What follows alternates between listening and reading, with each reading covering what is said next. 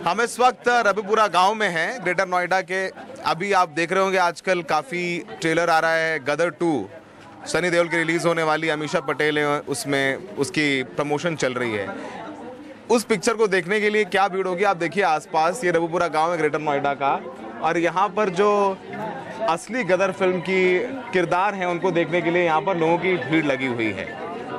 हमारे साथ सीमा है जो सचिन के लिए पाकिस्तान से नेपाल होते हुए भारत आ गई हैं ग्रेटर नोएडा के इस गांव में, और सचिन है जो कि इसी रबिपुरा ग्रेटर नोएडा के रहने वाले हैं। तो अब इस वक्त जो है हम लोग के साथ में हैं, इनको पुलिस ने गिरफ्तार भी किया था गैर कानूनी तरीके से यहाँ पर आने के लिए भारत में, और इनको कल कोर्ट ने बेल दे दी है। सीमा बताइए कैसा लग रहा है, पहले बताइए। यहाँ पर जब से बेल आपको मिली है, यहाँ पर तो आप लोगों को आपको देखने के लिए जब से आई हैं तब से तो लोग लगातार आ रहे हैं। सुबह जब मैं सो के उठी तो मुझे उसने उठाया, पुलिस वाले ने, छोटो सीमा तुम्हारी रिहाई हो गई।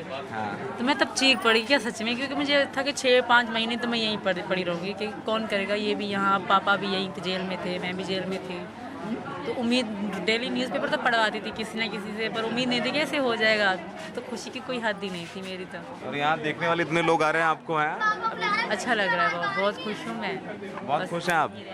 सर मैं यहीं रहना चाहती हूँ, बस आप लोग मेरे लिए हेल्प कर दो कि मैं यहाँ रहूँ, यहाँ से मुझे कोई भी वापस ना भेज सके।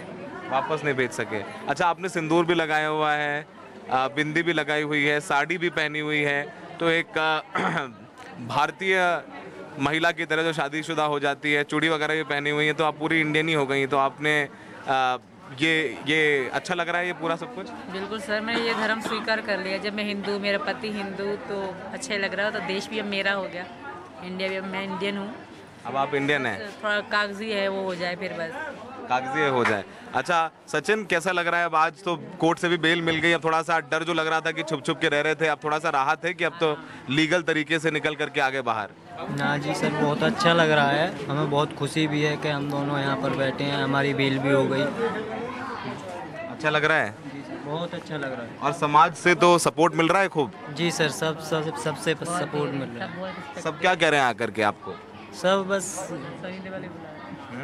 बस यही कह रहे हैं, ठीक है तुम ठीक रहो, बस खुश रहो, सही है, बस ये कह रहे हैं। और क्या, आशीर्वाद दे रहे हैं बस। बड़े बूढ़े जो बुजुर्ग आ रहे हैं, जो भी आ रहे हैं यहाँ से, मुस्लिम आ रहे हैं, हिंदू आ रहे हैं, सब वो आशीर्वाद सर पे हाथ धर के आशीर्वाद दे दे कर जा रहे हैं। अच्छा सीमा, जब आप लोगों की बात हुई तो जब आप प्लॉट भी बेच दिया आपने, सबको नेपाल तक आ गई, डर नहीं लगा आपको? डर लगा था सर, बहुत लगा था, और बहुत थक भी गई थी बहुत ज़्यादा। जब ये बीमार भी हो गए थे, इतना मतलब बुरा सफ़र था हमारा, बहुत लंबा सफ़र था, बहुत लंबा। पाकिस्तान से कहाँ? पहले दुबई? दुबई 11 घंटे बैठे रहे, ना सो सके ना कुछ, वहाँ चेयर है पर बैठे रहे फिर 11 घंटे वहाँ बैठने के बाद फिर पहुँची नेपाल सुबह 11 की सुबह को। फिर वहीं से पोखरा से फिर यहाँ तक का सफ़र बहुत मुश्किल था। बहुत मुश्किल था। डर भी लग रहा होगा कहीं पासपोर्ट ना चेक कर? बहुत ज़्यादा मैं घबराई हुई थी मन में बहुत, और बार बार वहाँ नेपाली औरतें थी, उनको हिंदी आती थी, उनसे बार बार पूछ रही थी क्या क्या चेक करते हैं, क्या क्या चेक करते हैं। तो इसी डर के कारण मेरे क्योंकि थैली भर गई थी, वो टिकट वगैरह थी ना, मैंने टिकट कहीं फेंक दी थी। बाकी सिर्फ जो आधार कार्ड, पासपोर्ट, ये मैंने सोचा आगे काम आएंगे फ्यूचर में, तो वो मैंने धरा। सचिन, जब आप साथ में लेने गए थे, उनको घर में बता के गए थे कि कहाँ जा रहे हो, क्या कर रहे हो? कहाँ पर सर? जब नेपाल गए थे इनको लेने? नेपाल लेने नहीं गए, नहीं आए यहाँ पे मैं आई थी। आप अकेले आ गई? हाँ, ये पहली बार हम नेपाल मिले थे, सेकेंड टाइम मैं खुद अकेली आई थी। नेपाल कब मिले थे पहली बार? 10 मार्च को। 2023 10 मार्च को हम नेपाल में पहुंचे थे। 10 मार्च को सुबह को मैं पहुंचा था, सुबह को ये पहुंची थी शाम को। तो हम 7 दिन वहां पर रहे थे। हमने 13 मार्च को वहां पर पशुपतिनाथ मंदिर जाकर वहां पर शादी भी करी थी। शादी करने के बाद उसी दिन से इसने हिंदू धर्म अपना लिया था।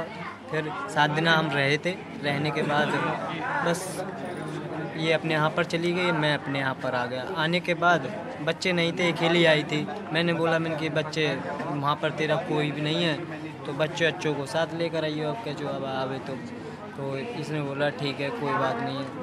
फिर भी अलग होने का, फिर भी रो कर हम जैसे भी यानी कि अलग हुए। वहाँ पर चली गई है, जाने के बाद फिर दिल में एहसास हुआ कि मैं तेरे बगैर नहीं रह पाऊँगी। फिर इसने मई में 10 मई की टिकट करवाई। टिकट कराने के बाद और 10 मई को ये वहाँ से कैसे चली, दोबारा वीज़ा लगवा कर लगवाने के बच्चे के सबके। तो ये 13 मई की यहाँ को पहुँची थी। हाँ 13 मई आ गए आप अपना दुबई, दुबई से नेपाल, नेपाल से बस से दिल्ली, और दिल्ली में आप लेने आए? दिल्ली में नहीं था, ये हमारा जो जेवर टूल टैक्स पड़ता है, जेवर टूल टैक्स से आ गए यहाँ पर ही। यहाँ पर है फलेदा कट। फलेदा कट मैंने उसको ड्राइवर को, बस वाले को बोल दिया था कि यहाँ पर फलेदा कट है, जेवर टूल टैक्स से आगे फलेदा कट है, वहाँ पर आपको गाड़ी रोक देनी है और मैं आपको वहीं मिलूँगा। वहाँ से आप ले आए इनको यहाँ? वहाँ से हम ले आए। हमने कमरा किराए पे ले रखा था। हम किराए पे वहाँ पर रहने एक महीने से एक महीना कुछ दिन रहे थे। उसके बाद ये कहती थी कि हम शादी करेंगे कोर्ट के तरफ से या वो उसकी तरफ से। तो मैंने कहा हो जाता है बच्चे स्कूल जा सके ना। बच्चे स्कूल जाने के लिए इनका आईडी कार्ड चाहिए था, आधार कार्ड बच्चों का, और वो बना नहीं था इंडिया का। तो मैंने कहा कुछ तो करो, घर भी जाना है। मैं क्या अकेली बोर हो जाती मैं रह के वहाँ कमरे में बंद बैठ के, तो अच्छा मन सा ना लगता था। पुलिस कैसे आई? तो वकील के पास हम वकील के पास गए थे शादी करने, बुलंदशहर। कागज पासपोर्ट सब चीज़ दिखाया था, सब चीज़ दिखाया था। तो हम वहाँ जगह वकील ने तो भेज दिए थे कि इनके जाओ, अब तुम ठीक है, कोई बात नहीं, तुम रह सकते हो यहाँ पर। हमें खुश करके वहाँ से भेज दिया। हम रात को यहाँ पर पहुँचे तो अगले दिन पता पड़ी कि हमें पुलिस ढूंढती हुई। यानी वकील जिसके बाद मदद लेने गए उसने पुलिस को बुला लिया और आपको अरेस्ट कर लिया पुलिस? अगले दिन बता दिया उसने। अगले दिन में फिर आपको पुलिस ने अरेस्ट कर लिया और अब आपकी बेल हो गई? जी सर। हाँ, शायद अच्छा था ये हमारे लिए। ये अच्छा हो गया। आप डर के नहीं रहना, आप तो खुल्लम खुल्ला आप अपना बैठिए, बात करिए, बात करिए आराम से। अच्छा, अब आगे का क्या है? देखिए, मैं जहाँ पे बात कर रहा था परिवार वालों से, इनकी आर्थिक स्थिति उतनी अभी ठीक नहीं है। आपके परिवार वालों से बात कर रहे थे, शायद आप पाकिस्तान में ज़्यादा बेहतर आर्थिक स्थिति रही होगी आपकी, तो यहाँ पर अक्सर जो है बता रहे थे आपके परिवार वाले कि अक्सर ये हो जाता है कि खाने के लिए भी नहीं हो पाता है कभी कभार, तो यहाँ कैसे एडजस्ट करेंगे आप? पहले ही मुझे उन्होंने बता रखा था मैं रह लूँगी। मैंने कहा जो तुम खाओगे वो मैं खाऊंगी, तुम ना खाओगे तो हम भी भूखे, एक जैसे रहेंगे, जैसे रह लेंगे। अच्छा, मुझे हर चीज़ एक्सेप्टेबल, हर चीज़ मैंने इनको पहले कहा था, मुझे मैं सेट हूँ, मैं रह लूँगी। और वहाँ आपके परिवार के लोग, अभी किसी का फ़ोन आया, आपके माता पिता वगैरह कोई? पिता नहीं है सर मेरे, दोनों ख़त्म हो गए। पापा ही थे सिर्फ, वो दिसंबर में ख़त्म हो गए। उससे पहले मम्मी तो 18 साल पहले, हम छोटे से थे तब। तो यानी अभी कोई नहीं है आपके फैमिली की तरफ से? भैया है, बहन भाई, उनके बस ब्याह होने जा रहे हैं, वो अपनी ज़िंदगी में खुश रहेंगे। पीछे ऐसा कोई खास रिलेशन नहीं था जिसके लिए मैं सोचती और मैं यहाँ नहीं आती। अच्छा, तो मतलब अब आप मुड़ के नहीं देखेंगी? मैं बिल्कुल भी नहीं देख सकती, कोई भी नहीं है मेरा। कोई होता तो देखते, वो अपनी लाइफ में हर कोई खुश है। अच्छा, हाँ। तो अब यहाँ पर इंडिया तो पहली बार ही आई है, अब जाहिर सी बात है कैसा, अभी तो आप तो खुलेआम देखिए, सब आपको देखने, तो चेहरे देखिए सबके यहाँ पे आसपास।